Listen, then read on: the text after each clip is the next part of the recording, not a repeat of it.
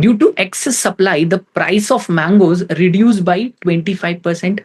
Okay, so this is the data regarding price of mangoes. It is reduced by 25%. So this is the earlier case earlier, and this is the case now. Prices are in the ratio 4 is to 3, correct?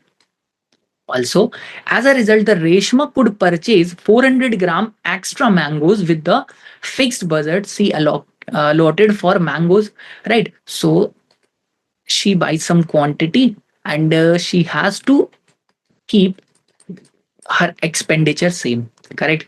Now the prices are in the ratio 3 is to 4 is to 3, and if she has to keep this expenditure constant, so I can say the ratio of expenditure would be 1 is to 1, correct?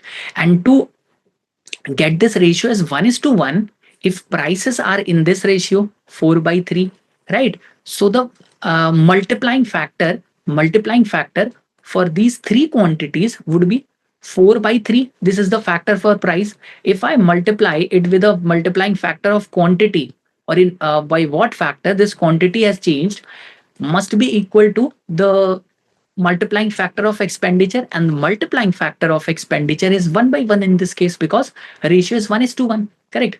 So I get the multiplying factor of quantity from here as, I know we have to multiply this by reciprocal of this number to get this value as 1 by 1. So multiplying factor of quantity would be how much? 3 by 4, right? So I can write it as these two. Earlier the quantity was 3 unit, now it has increased to 4 unit, and this difference of 1 unit is given as how much? 400 grams extra. 400 grams extra. So I can say these 3 unit correspond to 1200 grams, and this 4 correspond to 1600 grams, correct? So what is asked? What was the quantity in grams of mangoes that Reshma had initially planned to purchase? It is 1200 grams. So correct answer to this question is 1200 gram.